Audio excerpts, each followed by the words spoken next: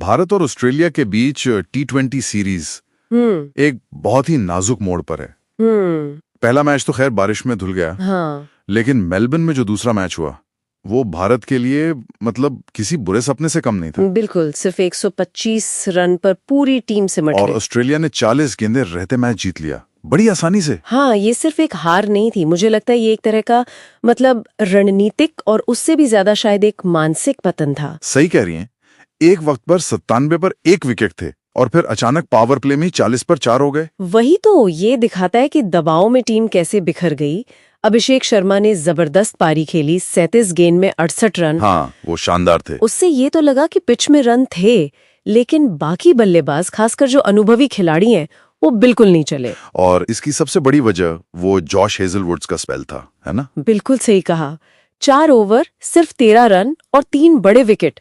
उन्होंने तो जैसे कमर ही तोड़ दी भारतीय बल्लेबाजी की। शुभमन गिल, संजू सैमसन और सबसे बड़ा विकेट कप्तान सूर्य कुमार यादव SKY सिर्फ 1 रन पर। हाँ, वो सिर्फ विकेट नहीं थे, वो टीम के कॉन्फिडेंस पर सीधा अटैक था। बिल्कुल। और उसके ठीक बाद अक्षर पटेल का वो रन आउट। ओह हाँ, वो तो 49 पर 5 हो गए थे। बिल्कुल, मैच लगभग वहीं खत्म सा हो गया था। हाँ। और एक और बात, शिवम दुबे से गेंदबाजी क्यों नहीं कराई गई? हाँ, ये सवाल तो उठा।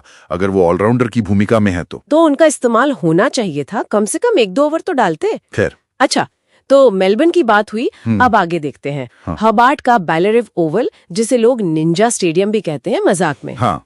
भारत के लिए ये मैदान बिल्कुल नया है और ऑस्ट्रेलिया का रिकॉर्ड यहाँ 5-0। हाँ, ये अपने आप में एक बड़ा फैक्टर है। मेजबान टीम के लिए एक साइकोलॉजिकल एज है। और पिच कैसी रहती है वहाँ की? रिपोर्ट्स तो यही कहती हैं कि शुरुआत में तेज गेंदबाजों को थोड़ी मदद मिलती है, स्विंग या सीम मूवमेंट। अच्छा, लेकिन जैसे जैसे खेल आगे बढ़ता है पिच बल्लेबाजी के लिए काफी बेहतर हो जाती है।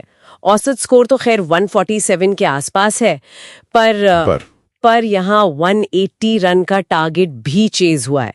तो मतलब साफ है, टॉस जीतो और पहले गेंदबाजी करो। हाँ, ये तो T20 में अक्सर होता है। और अगर पहले बैटिंग करनी पड़े तो कम से कम 160 शायद 170 रन बनाने होंगे बोर्ड पर, तभी डिफेंड करने का चांस बनेगा। एक और चीज, वहाँ बाउंड्रीज थोड़ी अलग है। सीधी बाउंड्री काफी लंबी है, हाँ, 81 मीटर। लेकिन स्क्वायर बाउंड्री सिर्फ 63 मीटर्स। तो क्या रणनीति यही होगी कि स्क्वायर ऑफ द विकेट ज्यादा हिट करें? बिल्कुल, शुरुआती ओवर्स में नई गेंद को संभल कर खेलना होगा और फिर सेट होने के बाद छोटी बाउंड्रीज को टारगेट करना समझदारी होगी। इसके लिए टीम में कोई बदलाव दिख रहा है?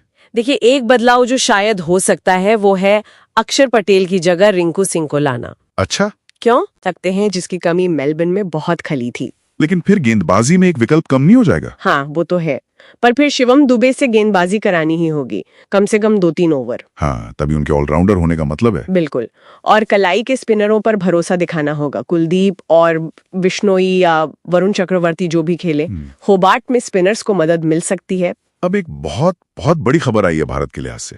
जॉश हेजलवुड बाकी सीरीज से बाहर हो गए हैं। हाँ, ये बहुत बड़ी राहत की बात है। एशेज की तैयारी के लिए उन्हें आराम दिया गया है। तो ये भारतीय टॉप ऑर्डर के लिए, खासकर गिल और स्काई के लिए फॉर्म में वापसी का एक सुनहरा मौका है। बिल्कुल है। ऑस्ट्रेलिया उनकी जगह शायद स्टार्क को लाएं या फिर बाटलेट या मॉरिस जैसे कम अनुभवी गेंदबाज को। स्टार्क थोड़े महंगे साबित हो सकते हैं T20 में कभी-कभी। हाँ, और दूसरों के पास उतना अनुभव नहीं है। लेकिन एक बात ध्यान रखनी होगी। क्या? अगर हेजलवुड के बिना भी हमारा टॉप ऑर्डर स्ट्रगल करता है तो फिर ये उनकी अपनी तकनीकी खामियों पर सवाल उठाएगा। सही बात है।